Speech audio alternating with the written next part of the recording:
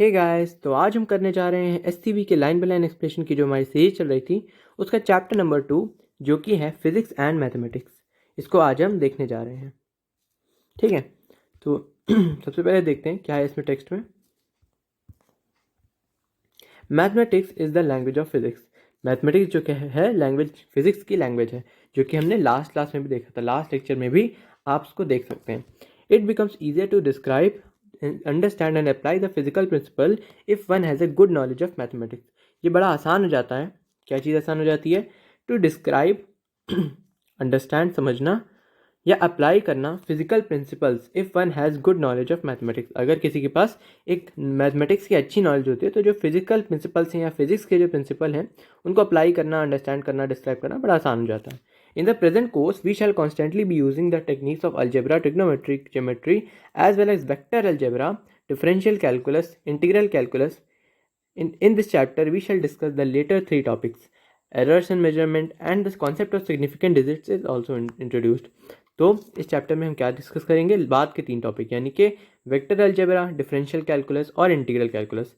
Algebra, trigonometry और geometry जो है वो पहले भी हम लोग थोड़ा बहुत कर चुके हैं, तो जो उसके बेसिक्स होते हैं वो हमको केवल रिक्वायर्ड होते हैं। उसके बहुत ज़्यादा डेप्थ में आप मैथ्स में इसको पढ़ते हैं। ठीक है, यहाँ पे हम लोग केवल बाद के जो तीन टॉपिक हैं उनका कुछ स्मॉल पार्ट हम लोग यहाँ से देखेंगे। चलिए, तो वेक्टर्स एंड स्केलर्स। वेक्टर्स और स्केलर्स देखिए, certain physical quantities are completely described by a numerical value alone. कुछ फिजिकल क्वांटिटीज ऐसी होती हैं जो केवल कंप्लीटली एक न्यूमेरिकल वैल्यू से ही डिस्क्राइब की जा सकती हैं, विथ यूनिट्स स्पेसिफाइड, जिसमें यूनिट्स भी साथ में होती हैं, and are added according to the ordinary rules of algebra. और उसको ऐड कैसे किया जाता है? ऑर्डिनरी रूल्स जो अलजेब्रा के हैं कि 2 + 2 = 4, उससे ऐड किया जाता है। As an example, mass of a system is described by saying that it is a 5 kg. If two bodies, one having mass of 5 kg and another having a mass of 2 kg, are added together to make a composite system, the total mass of the system becomes 5 kg plus 2 kg is equal to 7 kg. Such quantities are called scalars. तो example के तौर पे अगर हमें बताना होगा कोई मास किसी सिस्टम का, तो हम कहेंगे कि वो 5 kg है, जहाँ पे 5 जो है न्यूमेरिकल पार्ट है और kg जो है यूनिट को डिनोट कर रहा है। अगर दो बॉडीज़ का मास हमको ऐड करना होगा, एक 5 kg के और 2 kg के, तो सिंपली हम क्या करेंगे? 5 + 2 = 7 kg। इस तरह की क्वांटिटीज़ को क्या कहते हैं? स्केलर्स कहा जाता है। The complete description of certain physical quantities requires a numerical value with units specified as well as direction in space. लेकिन कुछ ऐसी क्वांटिटीज़ होती हैं, कुछ ऐसी चीज़ें होती हैं जिनमें सिर्फ न्यूमेरिकल वैल्यू से काम नहीं चलता है। न्यूमेरिकल वैल्यूज तो हमको देनी पड़ती है यूनिट्स के साथ, उसके साथ साथ हमको ये भी बताना पड़ता है कि उनकी स्पेस में क्या कैसे ओरिएंटेड है, यानी कि उनकी डायरेक्शन क्या है स्पेस में। Velocity of A particle is an example of this kind. और किसी पार्टिकल की वेलोसिटी, ठीक है, वो इस तरह का एग्जाम्पल है। द मैग्नीट्यूड ऑफ वेलोसिटी, जो मैग्नीट्यूड होता है वेलोसिटी का, is represented by a number such as 5 meter per second and tells us how fast a particle is moving. जो मैग्नीट्यूड होता है वेलोसिटी का वो बताता है कि कितना तेज पार्टिकल मूव कर रहा है। यहाँ पे एग्जांपल के तौर पे हमने क्या देखा? 5 metre per second. But the description of velocity becomes complete only when the direction of velocity is also specified. लेकिन ये डिस्क्रिप्शन है वेलोसिटी का, ये तभी कंप्लीट होता है जब हमें ये बताया जाता है कि किस डायरेक्शन में बॉडी मूव कर रही है। We can represent the velocity by drawing a line parallel to the velocity and putting an arrow showing the direction of velocity. तो हम किस तरह से रिप्रेजेंट कर सकते हैं वेलोसिटी को? सिंपली एक लाइन ड्रॉ करेंगे, ठीक है, उसी के पैरेलल एक लाइन ड्रॉ करेंगे जिस डायरेक्शन में एक्चुअली वो पार्टिकल मूव कर रहा है, and putting an arrow showing the direction of velocity. और जिस डायरेक्शन में मूव कर रहा है उस डायरेक्शन में हम एक एरो लगा देंगे।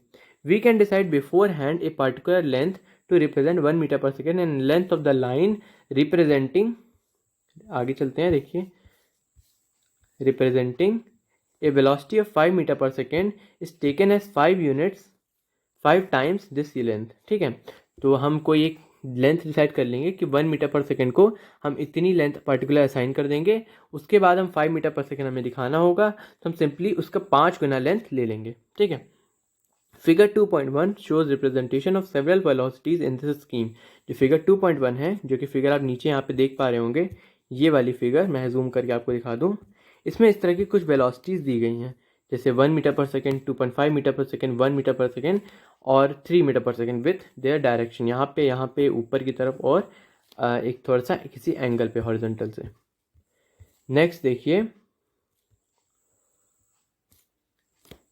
The front end carrying the arrow is called the head and the rear end is called tail. जो आगे वाला एंड होता है उसे हेड कहा जाता है और जो पीछे वाला एंड होता है उसे टेल कहा जाता है। Further, if a particle is given two velocities simultaneously, its resultant velocity is different from the two velocity and is obtained by using a special rule। इसके अलावा अगर एक पार्टिकल के पास दो वेलोसिटीज उसको दी जा रही हैं, यानी दो जगह फोर्स लगाया जा रहा है एक ही साथ simultaneously, it's resultant velocity is different from the two velocities and obtained by using a special rule. तो उसको कैसे निकाला जाता है? अगर मान लीजिए कि एक, मैं आपको दिखाता हूँ, एक बॉडी है ये, इस पर फोर्स लगाया जा रहा है एक इस डायरेक्शन में, ठीक है, और दूसरा इस डायरेक्शन में, तो हम कैसे बताएंगे कि नेट उसका फोर्स किस डायरेक्शन में होगा? बहुत कॉमन सेंस से आप या बता सकते हैं कि कुछ इस डायरेक्शन में इसका फोर्स आएगा, नेट रिजल्ट आएगा, लेकिन एग्जैक्टली कितना मैग्नीट्यूड होगा, कितना एंगल होगा, वो सब देखने के लिए हम एक स्पेशल रूल का यूज़ करते हैं। वो स्पेशल रूल क्या है, चलिए वो देख लेते हैं। Suppose a small ball is moving inside a long tube at speed 3 meter per second and tube itself is moving in the room at 4 meter per second along a direction perpendicular to its length। एक छोटी सी tube है, उसके अंदर एक ball जा रही है और वो बॉल एक तरफ जा रही है 3 मीटर पर सेकंड से, और जो ट्यूब है वो 4 मीटर पर सेकंड से परपेंडिकुलर के डायरेक्शन में मूव कर रही है। In which direction and how fast is the ball moving as seen from the room. अब रूम के परस्पेक्टिव से वो किस डायरेक्शन में जा रही है बॉल और कितनी तेज जा रही है, चलिए उसको देखते हैं। तो फिगर 2.2 देखिए, फिगर जो ये वाली है, ठीक है, ये वाली जो फिगर है हमारी, shows the position of the tube and the ball at time t equal to 0 and time t equal to 1 second। तो फिगर 2.2 शो कर रही है पोजीशन ट्यूब का और बॉल का टाइम t इक्वल टू 0 पे भी और टाइम t इक्वल टू 1 पे भी, ठीक है। सिंपल ज्योमेट्री शोज, देखिए simple geometry shows that the ball has moved 5 metre in direction theta is equal to 53 degree from the tube. So the resultant velocity of the ball is 5 metre per second along this direction. अब देखिए एक चीज़ आपको और मैं बता दूं यहाँ पे, ठीक है, छोटी सी बात है, ठीक है, क्या बात है, एक ट्रायंगल में मैं दो ट्रायंगल बना देता हूँ, ठीक है, उसके बाद मैं आपको कुछ छोटी सी चीज़ बताना चाहता हूँ। चलिए मेरे ख्याल से हो जाएगा इतने से मेरा काम। अब देखिए इसमें जो ये वाला एंगल होता है, अगर यहाँ पर देखिए, यहाँ पर अगर ये 3 है और यहाँ पे अगर ये 4 है, ठीक है, और दूसरा केस हो सकता है, तो यहाँ पे सीधी सी बात आप जानते हैं 5 होता है, ये स्पेशल कलर का एक ट्रायंगल होता है, पाइथागोरस का ट्रायंगल है, समझ रहे होंगे, ये यहाँ पे राइट एंगल होगा, ठीक है, यहाँ पे एक राइट एंगल होगा, इस तरह से यहाँ पे भी एक राइट एंगल हम मान लेंगे, और यहाँ पे होगा 4, और यहाँ पे अगर हम है मान लें कि 3 है ये, और यहाँ पे हो जाएगा उसी तरह से 5। तो देखिए मैं दिखाता हूँ आपको, ये देखिए एरो हेड ले लेते हैं, ये वाला जो एंगल होगा और ये वाला जो एंगल होगा, इसकी क्या वैल्यू होगी? तो इसकी वैल्यू देखिए क्या होगी, मैं आपको दिखा दूँ इसकी वैल्यू की, इसकी यहाँ वैल्यू यहाँ पे लिख ले रहा हूँ और इसकी वैल्यू मैं यहाँ पे लिख दूंगा। देखिए यहाँ पे इसकी वैल्यू हो जाएगी 3, जहाँ पे 3 और 4 होगा वहाँ पे होगा 37 डिग्री, और जहाँ पे 4 और 3 सामने होगा वहाँ पे होता है 53 डिग्री, ठीक है। तो मुझे उम्मीद है ये चीज़ आपको बहुत क्लियरली मैंने समझाई, तो ये चीज़ आपको समझ में आई होगी। चलिए मैं इसको अभी के लिए इरेज कर लेता हूँ, क्योंकि आपको समझ में आ गई होगी, नहीं आई है तो आप रिपीट कर सकते हैं उसको और फिर से समझ सकते हैं। चलिए, तो बॉल ने क्या की, बॉल जो है हमारी इसी तरह से देखिए, बॉल यहाँ पे देखिए इसने 4 मीटर की डायरेक्शन तय की, डिस्टेंस तय की, और यहाँ पे 3 मीटर की डिस्टेंस तय किया। मैंने आपको बताया था जो 4 और 3 वाला जो ट्रायंगल होता है उसका यहाँ पे जो एंगल बनता है थीटा, वो होता है 53 डिग्री, ठीक है। तो इस कारण से इस वजह से जो है यहाँ पे डायरेक्शन जो है थीटा का यहाँ पे 53 दिखाया जा रहा है। चलिए ठीक है, that the ball has moved 5 meter per second, ball has moved 5 meter in the direction theta is equal to 53 degree from the tube, so the resultant velocity of the ball is 5 meter per second। तो resultant क्या हो जाएगी, क्योंकि 1 second में 5 metre चल गई है ball, तो रिजल्टेंट 5 मीटर पर सेकंड हो जाएगी। The general rule for finding the resultant of the two velocities may be stated as follows. तो एक जनरल रूल क्या होगा रिजल्टेंट निकालने का, कोई दो वेलोसिटी का, कुछ इस तरह से होगा। क्या होगा चलिए देखते हैं। Draw a line A B representing the first velocity with B as the head. क्या करना है, पहले एक लाइन ए बी बनानी है। ए बी में क्या करना है, फर्स्ट वेलोसिटी जो है उसको बना देना है, और ए और बी जो होगा उसका हेड होगा, ठीक है। तो उसका हम फिगर मेरे ख्याल से आगे होगा, तो वो हम आगे देखेंगे। Draw another line B C representing the second velocity with its tail B coinciding with the head of the first line. तो एक और लाइन बनानी है जो कि बी सी होगी और रिप्रेजेंट कर रही होगी सेकेंड वेलोसिटी को, with its tail be coinciding with the head of the first line. उसकी टेल जो होगी वो कंसाइड करनी चाहिए with the head of the first line. The line A C with A as the tail and C as the head represent the resultant velocity. तो क्या करना है मैं आपको अभी बता देता हूँ, 2 मिनट रुक जाइए। ये मैं अंडरलाइन कर दूँ जल्दी से। करना है कुछ नहीं है, सिंपल सी बात इतनी सी हुई कि इसने हमको बोला कि पहले एक वेलोसिटी वेक्टर बनाइए ए बी। तो मान लीजिए ये वेलोसिटी वेक्टर है, ये ए, और बी वहाँ पे होना चाहिए जहाँ पे इसका एरो हेड होगा। सेकंड इसने कहा, मान लीजिए सेकंड हमारी वेलोसिटी कुछ इस डायरेक्शन में है, तो हम इसको लीनियरली ट्रांसपोज करेंगे, मूव करेंगे, और मूव करके यहाँ पे ले आएंगे, ठीक है। तो एक वेलोसिटी कोई पार्टिकल है, उस पर एक वेलोसिटी इस डायरेक्शन में लग रही है और दूसरी वेलोसिटी इस डायरेक्शन में लग रही है, और इसको हम नाम दे देंगे बी सी, ठीक है। तो नेट रिजल्टेंट जो आ जाएगा वो अलॉन्ग ए सी आ जाएगा, ठीक है। कहा बस इतनी सी बात कही जा रही है, ए और सी को ज्वाइन कर लीजिए, टेल टू हेड ज्वाइन कर लीजिए, ये आपकी रिजल्टेंट वेलोसिटी आ जाएगी, ये कहा जा रहा है, ठीक है। चलिए, द रिजल्टेंट जो रिजल्टेंट आया is also called the sum of the two velocity. जो रिजल्टेंट आया उसे हम sum of the two velocities भी कहते हैं। We have added the two velocities A B and B C and have obtained the sum A C. हमने क्या किया, ए बी और बी सी जो दो वेलोसिटीज थी उनको ऐड किया और उनका सम बी सी लिख दिया। बी सी ने ए सी, ए बी और बी सी को ऐड किया, उनका सम ए सी लिख दिया। This rule of addition is called triangle rule of addition. और इस रूल जो है, ये जो रूल है एडिशन का, इसको हम ट्राइंगल रूल ऑफ एडिशन के नाम से समझते हैं। Vector addition, triangle rule of vector addition. ये देखिए यहाँ पे भी वही चीज़ जो मैंने कहा वही चीज़ बनी हुई है। फर्स्ट वेलोसिटी, सेकेंड वेलोसिटी, तो नेट ए सी, रिजल्टेंट वेलोसिटी आ गई। नेक्स्ट देखिए, the physical quantities which have magnitude and direction and which can be added according to triangle rule are called vector quantities। तो देखिए, इतना हमने समझने के बाद इतना हम कह सकते हैं, इतना हम बोल सकते हैं कि अब वेक्टर क्वांटिटीज़ की जो डेफिनेशन है, एग्जैक्ट डेफिनेशन, वो इस तरह से लिखेंगे कुछ कि द फिजिकल क्वांटिटीज़ वो फिजिकल क्वांटिटीज़ जिसके पास मैग्नीट्यूड है प्लस डायरेक्शन है प्लस जिनको ट्राइंगल रूल के ज़रिए ऐड किया जा सकता है, उसे हम वेक्टर क्वांटिटीज़ कहते हैं। Other examples of vector quantities are force. जो दूसरे एग्जाम्पल्स हैं वो क्या क्या हैं, force, linear momentum, electric field, magnetic field, etcetera. The vectors denoted by putting an arrow over the symbols representing them. The vector जो है वो डिनोट किए जाते हैं by putting an arrow over the symbols representing them. तो यहाँ पे मैं इरेजर से थोड़ा सा ये पार्ट इरेज कर लूँ तो आपको दिख रहा होगा। Thus we write A B B C etcetera sometimes, ठीक है। इस तरह से हम वेक्टर्स को डिनोट करते हैं।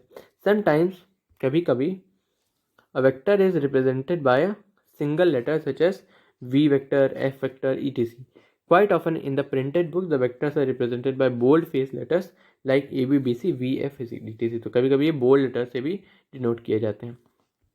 नेक्स्ट देखिए, if a physical quantity has magnitude as well as direction but does not add up according to the triangle rule, it will not be called a vector quantity। अगर कोई physical quantity है जो जिसके पास magnitude है और direction है लेकिन वो वेक्टर रूल के अकॉर्डिंग ऐड नहीं हो रही है, तो उसे हम वेक्टर क्वांटिटी नहीं कहेंगे। जैसे इलेक्ट्रिक करंट के पास एक वायर में डायरेक्शन भी होता है, मैग्नीट्यूड भी होता है कुछ, लेकिन यहाँ पे कोई ट्राइंगल रूल का मीनिंग नहीं है। ट्राइंगल वायर आप बना देंगे तो उसका ये मतलब नहीं कि दोनों वायर से जो करंट आ रहा होगा वो ऐड हो जाएगा या ऐसा कुछ हो जाएगा, तो आप तो समझ सकते हैं बड़ी नॉनसेंस की बात है।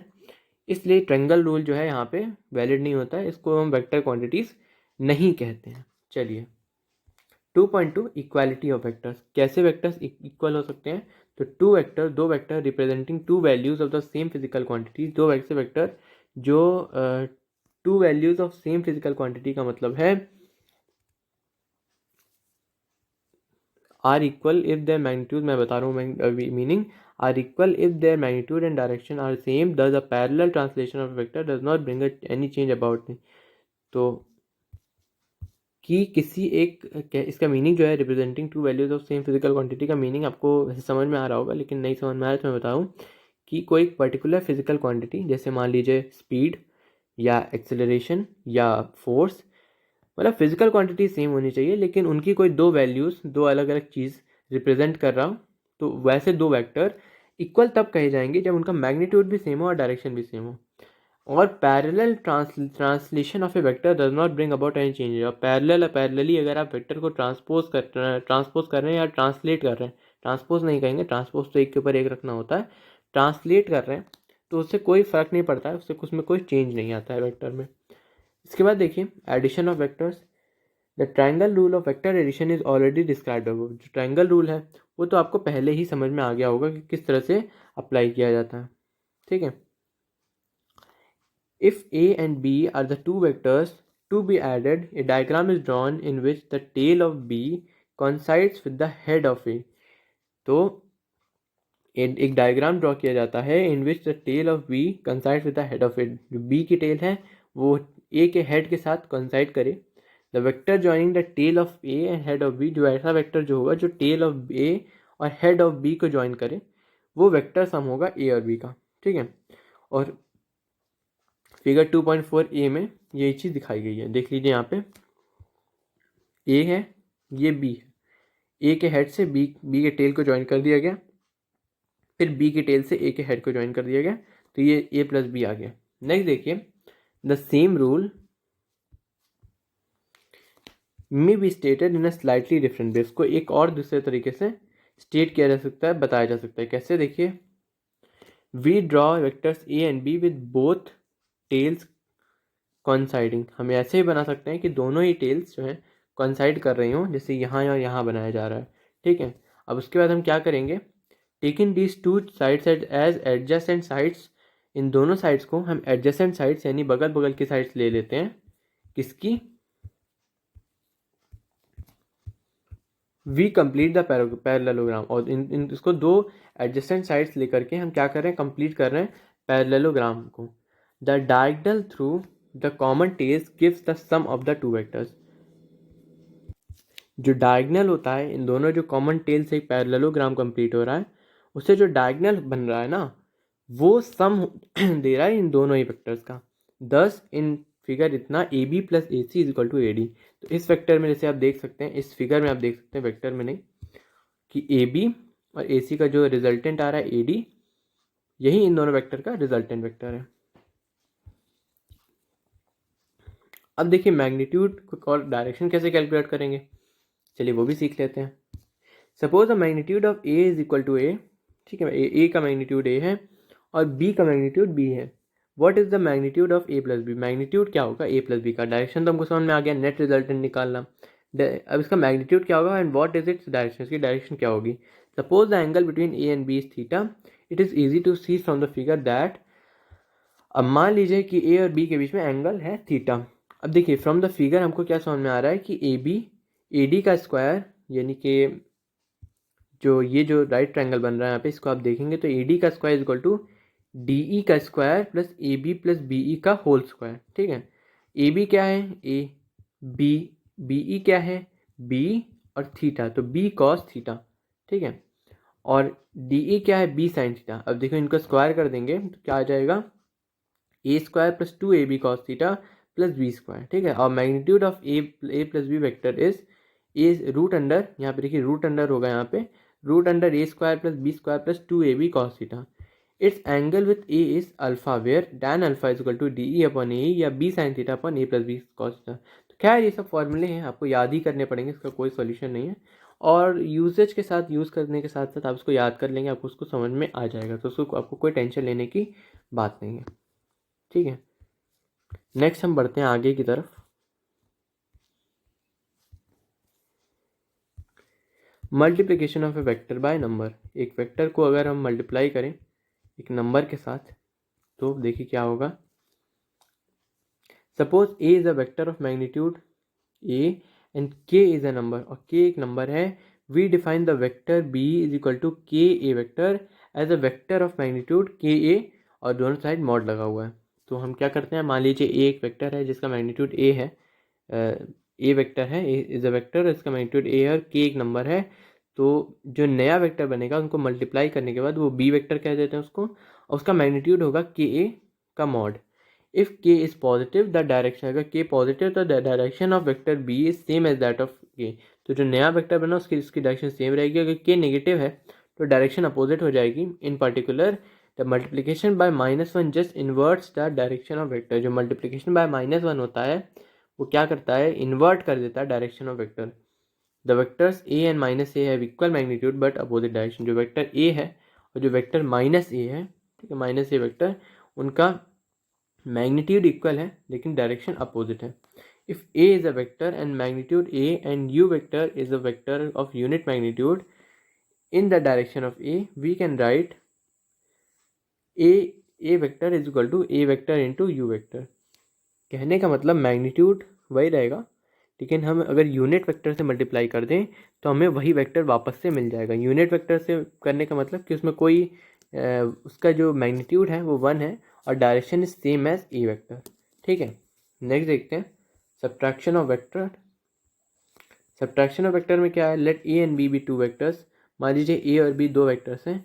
We define A vector minus B vector as a sum of the vector A and vector minus B. तो हम उसको कैसे डिफाइन करते हैं, एक सम हो रहा है ए वेक्टर का और माइनस बी वेक्टर का। To subtract B from A, invert the direction of A and add this to A. Simple से क्या काम करना है कि बी की डायरेक्शन को इन्वर्ट कर देना है। देखिए यहाँ पे बी है, इसकी डायरेक्शन को इन्वर्ट कर दीजिए तो माइनस बी आ जाएगा। फिर ए और बी को, ए और माइनस बी को ऐड कर दीजिए तो ए माइनस बी की प्रोसेस हो जाएगी। अल्टीमेटली ये इस पैरेललोग्राम की नीचे वाली डायगोनल बनेगी। ठीक है, ये ऊपर वाली डायगोनल होती है, ये नीचे वाली शॉर्टर डायगोनल भी कह सकते हैं आप किसी पैरेललोग्राम की। ठीक है, चलिए नेक्स्ट हम बढ़ते हैं रिजोल्यूशन ऑफ वेक्टर की तरफ।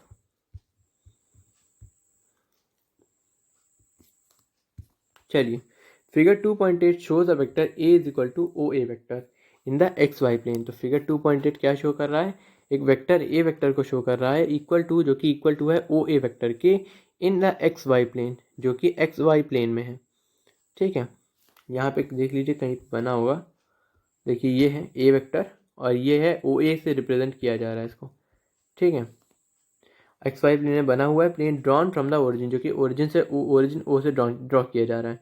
The vector makes an angle alpha with the X axis and beta with Y axis. Draw perpendiculars A B and A C from A and X A to the X and Y axis respectively.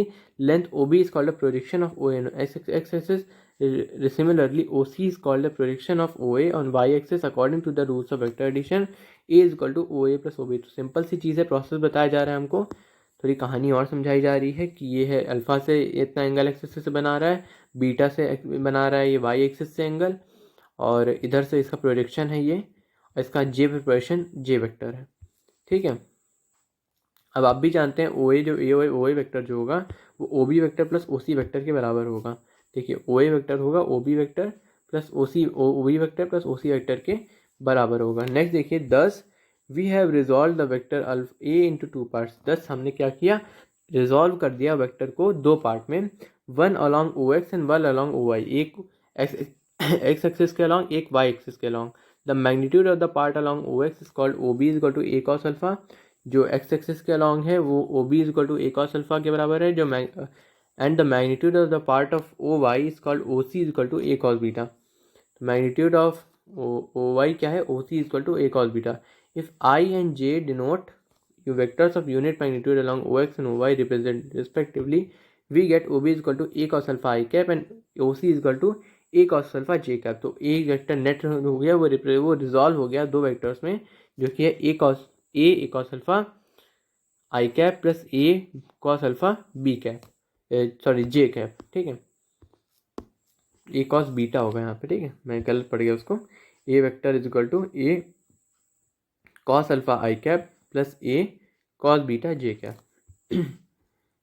Next देखिए, if the vector is not in the X Y plane, it may have non zero projection along X Y Z axis and we can resolve into three parts. अगर vector 3D में बना हुआ है तो हमें क्या करना है कुछ नहीं, 3D बना है तो एक्स वाई, अभी 2D में जो बना हुआ था वेक्टर, तो जो 2D में बना हुआ था उसको हमने दो पार्ट में डिवाइड किया, एक्स और वाई में रिजॉल्व किया। जो 3D में बना हुआ है उसको हम तीन पार्ट में रिजॉल्व कर लेंगे, एक्स वाई जेड और जेड एक्सिस। ठीक है, अलॉन्ग एक्स और y and z axis. If alpha beta gamma represent the angle made by vector alpha along the three axis, we get a is equal to A cos alpha plus A cos beta plus A cos gamma और respectively unit vectors के साथ साथ, ठीक है। where I, J, K vector are the unit vectors along x, y and z axis represent respectively. The magnitude a cos alpha is called the component of a along x axis, a cos beta is called the component of y component along y axis, a cos gamma is called the component along z axis. In general, the component of the vector a along the direction making an angle theta with it. और in general, ये तो चलिए इस case particular case की बात हो गई। अगर इन जनरल कोई, देखिए यहाँ पे लिखा हुआ है, इन जनरल अगर कोई तो कंपोनेंट, एक वेक्टर ए का जो कंपोनेंट होगा किसी एक पर्टिकुलर डायरेक्शन में जो कि थीटा एंगल बना रहा होगा उस पर्टिकुलर डायरेक्शन से वो वेक्टर, तो देखिए क्या होगा, वो is a cos theta which is the projection of a along the given direction. तो ये आप देख सकते हैं इस फिगर में। Equation 2.3 shows that any vector can be expressed as a linear combination of 3 unit vectors i j and k cap. तो equation 3.2.3 जो थी इसमें 3 अलग अलग 3D में तोड़ा गया था, 3D वाले वेक्टर को तोड़ा गया, तो वहाँ पे आप दिखा सकते हैं। इससे ये एक्सप्रेस कर शोज दैट, ये शो करता है कि कोई भी वेक्टर को एक्सप्रेस किया जा सकता है as a linear combination of 3 unit vectors. चलिए नेक्स्ट देखते हैं हम डॉट प्रोडक्ट और स्केलर प्रोडक्ट देखते हैं अब, ठीक है। डॉट प्रोडक्ट करना है या स्केलर प्रोडक्ट करना किसी दो वेक्टर्स का। The dot product, also called scalar product of the two vectors a and b, is defined as, जो dot product है या जो scalar product है किसी दो vectors का a और b का, वो किस तरह से डिफाइन किया जाता है। a dot b is equal to ab cos theta, where a and b are the magnitudes of a vector and b vector respectively, and theta is the angle between them. तो a और b जो है वो magnitude है a vector के और b vector के, और थीटा उनके बीच का एंगल है। The dot product between any two mutually perpendicular vectors is zero as cos theta cos 90 is equal to zero. अब कॉस 90 जो होता है वो जीरो होता है, इसलिए अगर कोई दो म्यूचुअली परपेंडिकुलर वेक्टर्स होंगे तो उनके बीच का डॉट प्रोडक्ट जीरो हो जाएगा। The dot product is commutative and distributed, तो वो आप देख लीजिएगा यहाँ से किस तरह से कम्यूटेटिव भी हैं और डिस्ट्रीब्यूटिव भी है। कम्यूटेटिव मतलब एक दूसरे के पोजीशन एक्सचेंज कर लो तो कोई फर्क नहीं पड़ेगा, और डिस्ट्रीब्यूटिव यानी कि अलग अलग ब्रैकेट्स में रख दो या मतलब ब्रैकेट से बाहर रख दो तो भी कोई फर्क नहीं पड़ेगा, दोनों का रिजल्ट सेम रहेगा। Dot product of two vectors in terms of components along coordinate axis, तो डॉट प्रोडक्ट्स दो वेक्टर्स के dot products in terms of components along coordinate axis, जो कंपोनेंट्स होते हैं कोऑर्डिनेट एक्सिस के उसके अलॉन्ग डॉट प्रोडक्ट, तो कैसे होगा देखिए। Consider two vectors a and b represented in terms of unit vectors I, j and k cap along the coordinate axis as a is equal to, देखिए a का क्या है, a is equal to ax, ay, az, bx is equal to bx, by, bz, ठीक है। तो a dot B कैसे निकालेंगे, देखिए a डॉट बी हम लोग ऐसे पहला लाइन क्या लिखेंगे कि इन दोनों का हम प्रोडक्ट करना है, तो बीच में डॉट का सिंबल लगा देंगे और आगे हम इन सबको मल्टीप्लाई कर देंगे एक दूसरे के साथ। अब देखिए जितने भी म्यूचुअली परपेंडिकुलर डायरेक्शन में जो कुछ भी होगा वो सारा ज़ीरो हो जाएगा, यानी कि यहाँ पे आई और आई तो चलेगा, ठीक है, लेकिन यहाँ पे आई और जे, यहाँ पे देखिए आई और जे नहीं चल पाएगा क्योंकि यहाँ पे ज़ीरो हो जाएगा। आई और के फिर नहीं चल पाएगा क्योंकि ज़ीरो हो जाएगा, क्योंकि दो म्यूचुअली परपेंडिकुलर एक्सिस का डॉट प्रोडक्ट ज़ीरो हो जाता है। फिर जे और आई ज़ीरो हो जाएगा, जे और जे चल जाएगा, ठीक है, तो जे और जे एक हमारे पास टर्म आ जाएगी, वो चल जाएगा। उसके बाद देखिए जे और के नहीं चलेगा, के और आई नहीं चलेगा, के और जे नहीं चलेगा, लेकिन के और के जो है वो भी चल जाएगा, वो भी सही रहेगा। उसमें वो के और के डॉट के अल्टीमेटली कट के वन रहेगा, क्योंकि कॉस जीरो क्या होता है, वन, और के क्या है, यूनिट वेक्टर, आई जे के क्या है, यूनिट वेक्टर, तो उनका मैग्नीट्यूड वन है, तो के इंटू कॉस जीरो यानी वन हो जाएगा अल्टीमेटली। सिंस आई जे के आर म्यूचुअली ऑर्थोगोनल यानी परपेंडिकुलर, देखिए वही होगा जो मैंने कहा।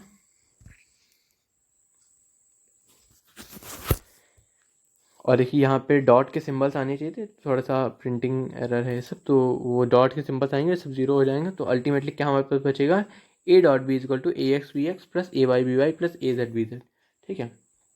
नेक्स्ट देखिए क्रॉस प्रोडक्ट या vector product of two scalars. Cross product कैसे करेंगे या वेक्टर प्रोडक्ट कैसे करेंगे किसी दो स्केलर किसी दो वेक्टर्स का, ठीक है। इसको करने के लिए देखते हैं, चलिए एक एक करके आराम से देखते हैं। The cross product or vector product of two vectors a and b can be denoted by a cross b a vector cross b vector it's itself a vector. इसमें क्या है, जो स्केलर आया था उसमें एक स्केलर क्वांटिटी हो गई थी स्केलर प्रोडक्ट करने के बाद, इसलिए उसका नाम भी है स्केलर प्रोडक्ट। और डॉट इसलिए क्योंकि इसमें डॉट लगा के मल्टीप्लाई किया जाता है।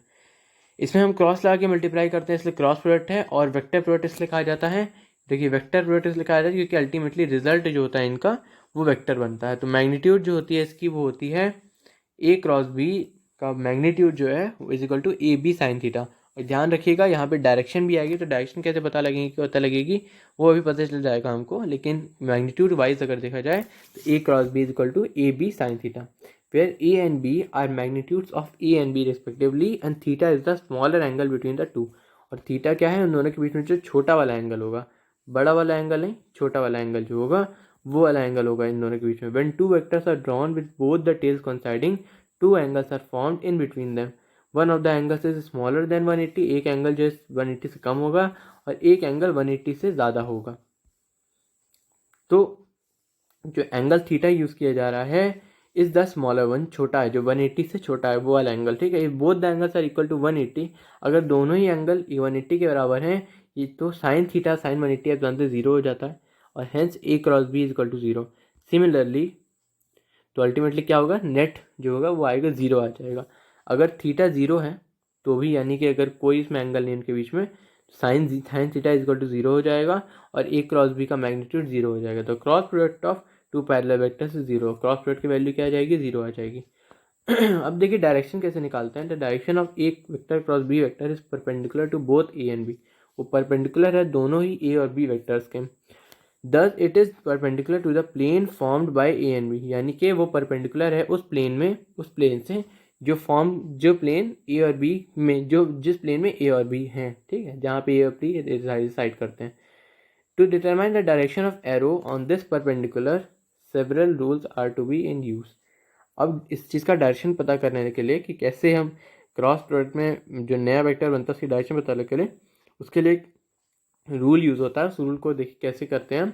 इन order to avoid confusion we here describe just one rule, और यहाँ पे कन्फ्यूजन अवॉइड करने के लिए हम केवल एक ही रूल का इस्तेमाल करेंगे। वो क्या रूल है देखिए, draw two vectors A and b, ठीक है, with both the tails coinciding. Now place your stretched right palm perpendicular to the plane of A and B in such a way that fingers are along the vector A, and when the fingers close they go towards B.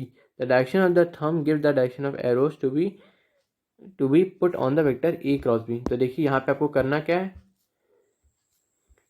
जिस direction में A point कर रहा है उस direction में अपने हाथ को पूरा से फैला लेना है, और जब आप इस तरह से रखना है कि जब आप हाथ को फोल्ड करें तो वो बी के डायरेक्शन की तरफ आए, ठीक है, बी के तरफ आए। तो देखिए तो ए क्रॉस बी के डायरेक्शन क्या हो जाएगी, जो वेक्टर प्रोडक्ट आएगा वो ऊपर की तरफ हो जाएगी, और थंब देगा यहाँ पे, इस केस में थंब जो है वो डायरेक्शन देगा यहाँ पे ए क्रॉस बी के जो नया वेक्टर फॉर्म होगा, ठीक है। मैग्नीट्यूड आपने देख ही लिया क्या होगा, a B sine theta. This is known as right hand thumb rule, और इसे हम क्या कहते हैं, right hand thumb rule. The left hander should be more careful using this rule as it must be practiced with right hand only। और याद ध्यान जो लेफ्टी हैं जो उनको ध्यान रखना है कि इस रूल को बड़े ध्यान से यूज़ करें, क्योंकि ये केवल राइट हैंड थंब रूल है, तो राइट हैंड से यूज़ करना है, लेफ्ट हैंड से इसका कोई संबंध नहीं, इसको यूज़ नहीं करना है। Note that this rule makes the cross product non commutative, और इससे क्या होता है, क्रॉस डॉट प्रोडक्ट तो कम्यूटेटिव था लेकिन क्रॉस प्रोडक्ट नॉन कम्यूटेटिव हो जाता है। क्या होगा देखिए, ए क्रॉस बी जो होगा वो नेगेटिव होगा बी क्रॉस ए का। The cross product follows the distributive law, cross product distributive law को लेकिन फॉलो करता है, but it does not follow the associative law, लेकिन ये एसोसिएटिव लॉ को फॉलो नहीं करता है। तो ये छोटी छोटी बातें, ठीक है, डिस्ट्रीब्यूटिव लॉ यानी डिस्ट्रीब्यूट तो हो जाएगा ये, लेकिन ये एसोसिएट नहीं हो पाएगा अलग अलग के साथ। When we choose a coordinate system any two perpendicular line may be chosen at x and y axes, जब हम कोऑर्डिनेट एक्सेस को चूज कर रहे होंगे तो हम कोई भी दो परपेंडिकुलर लाइंस को एक्स और वाई एक्सेस मान सकते हैं। However once x and y are chosen there are two possible choices of z axes, z axes को चूज करने के दो पॉसिबल एक्सेस हैं। The x axes must be perpendicular to x and y plane, but the positive direction of x axes is defined in two ways. तो जो positive direction है x access की वो दो तरह से डिफाइन की जाती है। We choose the positive direction of x axes in such a way that i cross j equal to k, यानी कि आई से जब हम फिंगर कर्ल करके जे की तरफ जाएं तो के जो है हमारा आना चाहिए, के की डायरेक्शन आनी चाहिए। तो उस तरह से हम डायरेक्शन पॉजिटिव जेड एक्सिस के डिफाइन करेंगे। इस अच्छा coordinate system is called right hand system. इस तरह के सिस्टम को हम क्या कहते हैं, राइट हैंड सिस्टम कहते हैं। इसमें क्या होगा, जे क्रॉस के आई हो जाएगा, के क्रॉस आई जे हो जाएगा। और सीधी सी बात है, जब जो परपेंडिकुलर अगर आप मल्टीप्लाई करेंगे यानी आई क्रॉस आई करेंगे, जे क्रॉस जे करेंगे, के क्रॉस के करेंगे, तो वो 0 हो जाएगा। नेक्स्ट देखिए, cross product of two vectors in terms of the components along coordinate axis. तो कोऑर्डिनेट एक्सिस के अलोंग अगर हम देखेंगे तो क्या होगा, देखिए a is equal to a x i cap plus a y j cap plus a z k cap, और b is equal to b x i cap plus b y j cap plus b z k cap. तो देखते हैं इसको कैसे करते हैं multiply cross product में। आप जानते हैं क्रॉस प्रोडक्ट में पूरा मल्टीप्लाई करना पड़ेगा हमको, और मल्टीप्लाई करने के बाद जानते हैं जो कोई भी पैरेलल कंपोनेंट्स हैं वो कैंसिल हो जाएंगे और जो नॉन पैरेलल कंपोनेंट्स हैं वो रह जाएंगे। कहने का मतलब यहाँ पे देखिए, यहाँ पे आई क्रॉस आई है वो यहाँ पे 0 हो जाएगा, और इसके बाद जो कुछ बच रहा है वो सब रहेगा। इसके बाद देखिए जो जे क्रॉस जे है वो कैंसिल हो जाएगा, और क्या क्या बच जाएगा, ये वाला टर्म रह जाएगा और ये वाला टर्म रह जाएगा। ठीक है, इसके बाद देखिए नेक्स्ट में के क्रॉस के 0 हो जाएगा और बचे हुए 2 टर्म्स रह जाएंगे यहीं पे। इसके बाद देखिए फर्दर आप इसको जो कुछ भी है उसको हम फर्दर चेंज करके फाइनली हमारा ये वाला फॉर्म आ जाता है, जो कि आपको यहाँ पे दिख रहा है। बड़ा लंबा सा फॉर्म है। और दूसरा तरीका डिटर्मिनेंट से, तो आप डिटर्मिनेंट से भी इसको कर सकते हैं। ठीक है, एक्चुअली ये डिटर्मिनेंट से ही किया जाता है, तो उसका अभी मेथड यहाँ पे दिया नहीं हुआ है, तो हम उसको डिस्कस भी नहीं करेंगे। बाकी आप करने को कर सकते हैं उससे भी, अगर आपने कहीं से पढ़ रखा है तो। चलिए जीरो वेक्टर के बारे में देखते हैं। If we add two vectors A and b, we get a vector. अगर हम दो वेक्टर्स को ऐड करेंगे तो हमें भी एक वेक्टर मिलेगा। Suppose the vectors A and b have equal magnitude and but opposite direction. मान लीजिए ए और बी के पास इक्वल मैग्नीट्यूड है लेकिन उनकी डायरेक्शन एक दूसरे के अपोजिट है। तो what is vector a plus b. तो ए प्लस बी वेक्टर क्या है पूछा जा रहा है। ठीक है, तो क्या हम लिखे, क्या बताएंगे हम, the magnitude of this vector will be 0। तो जो मैग्नीट्यूड होगी इस तरह के वेक्टर की वो 0 होगी। For mathematical consistency it is convenient to have a vector of 0 magnitude although it has little significance in physics. तो मैथमेटिकल कंसिस्टेंसी के लिए ये बहुत कन्वीनियंट होता है कि ऐसा वेक्टर हो जिसका नाम 0 वेक्टर हो, जिसको 0 वेक्टर हम कह सकें। ठीक है, लेकिन इसकी बहुत लिटिल सिग्निफिकेंस होती है फिजिक्स में। This vector is called 0 vector. इसे हम 0 वेक्टर कहते हैं। The direction of 0 vector in indeterminate. तो इसकी डायरेक्शन का कोई अता पता नहीं होता है, किसी भी डायरेक्शन में हो सकता है, हमें नहीं पता, इनडिटर्मिनेट होती है। और we write this vector as 0, और उसके ऊपर हम एरो, राइट पॉइंटिंग एरो लगा देंगे। The concept of 0 vector is also helpful when we consider the vector product of parallel vectors. और ये तब भी हेल्पफुल होता है जब हम वेक्टर प्रोडक्ट लेते हैं पैरेलल वेक्टर्स की, तो एक 0 वेक्टर हमको मिलता है। फॉर एनी वेक्टर ए, अगर हम 0 वेक्टर से ऐड कर देंगे तो हमें वही वेक्टर मिल जाएगा, और 0 वेक्टर से मल्टीप्लाई कर देंगे तो हमें 0 वेक्टर मिल जाएगा। और कोई भी नंबर को अगर हम 0 वेक्टर से मल्टीप्लाई कर देंगे तो हमें 0 वेक्टर मिल जाएगा। ठीक है, चलिए नेक्स्ट बढ़ते हैं, नेक्स्ट सेक्शन पे आते हैं। In differential calculus, D Y by D X as rate measurer. तो हम डिफरेंशियल कैलकुलस पे आ चुके हैं। Consider two quantities Y and X interrelated in such a way that for each value of X there is one and only one value of Y. मान लीजिए दो quantities x और Y कुछ इस तरह से आपस में रिलेटेड हैं कि हर एक एक्स के लिए कोई एक वैल्यू है वाई की। Figure 2.3 represent the graph. देखिए graph of Y versus X, ये फिगर जो है रिप्रेजेंट कर रही है वाई वर्सेस एक्स की। The value of Y at a particular X is obtained by the height of the coordinate at that X. जो value of Y है किसी पर्टिकुलर एक्स पे, वो किस तरह से ऑब्टेन की जाती है, वो होती है height of the ordinate at x. जो ऑर्डिनेट होता है, जो वाई कोऑर्डिनेट होता है, उसे हम ऑर्डिनेट कहते हैं उस पर्टिकुलर एक्स के लिए। Let x be changed by a small amount delta x and the corresponding change in y be delta y। तो मान लो हम x को चेंज करते हैं, थोड़ा सा चेंज करते हैं x को स्मॉल अमाउंट से, और उसके करस्पॉन्डिंग जो y में चेंज आएगा उसे हम डेल्टा y कह देते हैं। We can define the rate of change of y with respect to x in the following way. होगा मेरे ख्याल से आगे, हाँ वे। तो कैसे हम डिफाइन करेंगे rate of change of y with respect to x। देखिए when x changes by delta x, y changes by delta y। जब x डेल्टा x से चेंज हो रहा है तो y डेल्टा y से चेंज हो रहा है, so that the rate of the change seems to be delta y by delta x. If A is the point at xy and B is the point at x plus delta x and y comma delta y, the rate delta y by delta x equal to slope of the line AB. तो हम क्या करेंगे, क्या होगा, जो slope of होगा उस line का. However, this cannot be the precise definition of rate. लेकिन ये कोई प्रिसाइज डेफिनेशन रेट की नहीं हो सकती. ठीक है, b c by a c tan theta इस तरह से नहीं हो सकती, क्योंकि देखिए मैं इधर आपको दिखाता हूँ कि आप कह तो सकते हैं कि ए बी जो है ये रेट है, इस तरह से कुछ इस तरह से एवरेजली रेट चेंज हो रहा है, लेकिन इसके बीच में भी यहाँ पे या यहाँ पे भी तो रेट कुछ ना कुछ डिफरेंस आ रहा है रेट में, कुछ ना कुछ चेंजेस आ रहे हैं रेट में. तो उसको भी मेजर करना ज़रूरी हो जाता है, क्योंकि हर पॉइंट पे रेट जो है यहाँ पे चेंज हो रहा है, कोई एक फिक्स्ड रेट नहीं है यहाँ पे. हर पॉइंट पे, क्योंकि कर्व है ये, हर पॉइंट पे रेट चेंज हो रहा है. तो देखिए इसको कैसे देखेंगे हम, because the rate also varies between the points a and b. तो यही अगली लाइन में भी लिखा हुआ है, क्योंकि रेट हर पॉइंट पे चेंज हो रहा है बिटवीन ए और बी.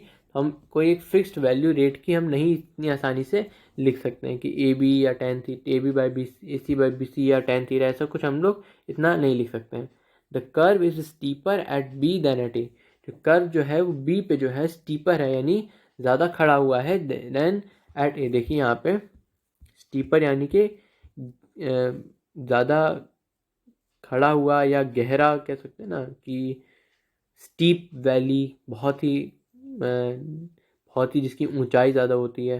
ठीक है, तो ज़्यादा ऊंचाई वाला एरिया यहाँ पे है, कम ऊंचाई वाला एरिया यहाँ पे है, तो ज़्यादा स्टीप पर बी पे है. नेक्स्ट देखिए 10 to know the rate of change of Y at any particular value of x, we see that delta x we have to take delta x very small. तो हमें डेल्टा एक्स बहुत छोटा लेना पड़ेगा.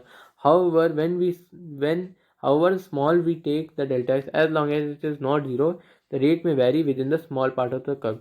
तो जब तक डेल्टा एक्स एकदम जीरो को ना टेंड करने लगे तब तक जो है रेट कुछ ना कुछ चेंज होगा उस पार्ट के बीच में. However, if we go on drawing the point B closer to A and every time calculate delta y by delta x is equal to tan theta, we shall see that delta x is made smaller and the slope tan theta of the line AB approaches the slope of the tangent at A.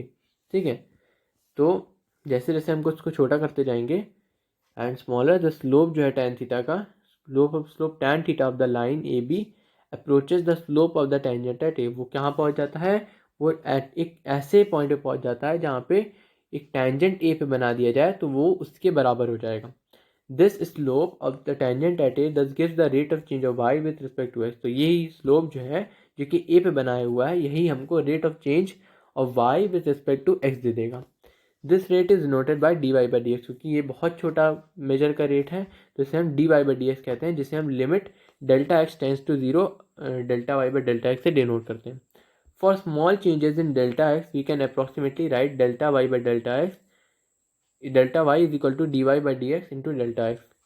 Note that if function delta y increases with the increase in x at a point dy by dx is positive, because both delta y and delta x are positive. If the function y decreases with increase in x, so delta y is negative and delta x is positive, then dy by delta x and hence dy by dx is negative. यानी कि अगर x के बढ़ने के साथ साथ y भी बढ़ेगा तो dy by dx, delta y by delta x सब पॉजिटिव होंगे. लेकिन अगर घटेगा, y घटेगा विथ इंक्रीज इन x, तो dy बाई डी एक्स या delta y by delta x जो हो जाएगा नेगेटिव आपका हो जाएगा. एग्जाम्पल को स्किप करते हुए हम आगे बढ़ते हैं. ठीक है, तो लगभग हम पहुंच जाएंगे यहाँ पे.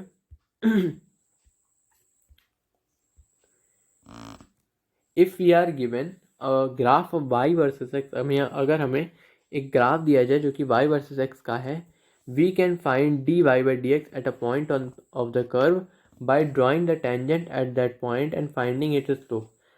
तो हम क्या कर सकते हैं, dy by dx फाइंड कर सकते हैं at any point of the curve, किसी भी पॉइंट जो कि कर्व पे है, by drawing the tangent at that point, tangent draw करके उस पॉइंट पे और उस पॉइंट पे स्लोप फाइंड करके. Even if the graph is not given and the algebraic relation between y and x can be given in the form of equation, we can find dy by dx algebraically. Let us take an example. तो हम क्या कर सकते हैं, अगर graph हमको नहीं भी दिया है तो भी हम इसको एल्जेब्रिकली भी निकाल सकते हैं dy बाई डी एक्स। तो कैसे निकालेंगे, चलिए देखते हैं। The area a of the square of length l is a equal to l square. जो एरिया ए है वो एक स्क्वायर का जिसकी लेंथ एल है वो एल स्क्वायर है, ठीक है, a equal to l square है। If we change l to L plus delta l the area will change by a plus delta l. अगर हम एल को चेंज करेंगे सीधी सी बात है एरिया भी चेंज होगा। तो ए plus delta A is equal to L plus delta L का होल स्क्वायर और L square plus two L delta L plus delta L का whole square. Delta is equal to two delta, अब देखिए यहाँ पे जो है एल स्क्वायर जो है हमारा और वो ए के बराबर है, तो हम उसको एक दोनों तरफ से कैंसिल कर देंगे तो डेल्टा ए की आपको वैल्यू मिल जाएगी। अब डेल्टा एल से पूरे को डिवाइड कर दिया जाए तो delta A by delta L is equal to two L plus delta L. Next देखिए, if delta L is made small, अगर डेल्टा एल को बहुत छोटा बना दिया जाए तो क्या होगा, two L plus delta L will approach two L. अगर हम डेल्टा एल बहुत छोटा बना दें तो two L plus delta L कहाँ अप्रोच करेगा, वो अल्टीमेटली उसकी वैल्यू कहाँ चली जाएगी, टू एल के पास कहीं चली जाएगी, क्योंकि टू एल के बाद बहुत छोटी सी वैल्यू डेल्टा एल की हो जाएगी। तो d a by d l is equal to limit delta l tending to zero, delta A by delta L is equal to two l, ठीक है, तो इसकी वैल्यू टू एल आ जाएगी। The table 2.1 gives the formula of dy by dx for some of the important function. dy by dx is called differential coefficient or derivative of y with respect to x. dy by dx क्या है, derivative of y with respect to x। तो ये आप देख लीजिएगा और इस table को आप याद कर लीजिएगा बहुत ढंग से, इससे ही आपके सारे क्वेश्चन सॉल्व होने वाले हैं।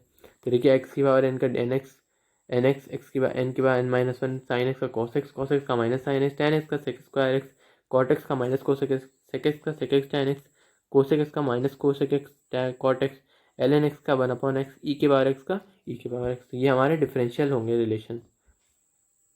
कुछ रूल्स देख लेते हैं जो कि डेरिवेटिव फाइंड करने में बहुत मदद करते हैं।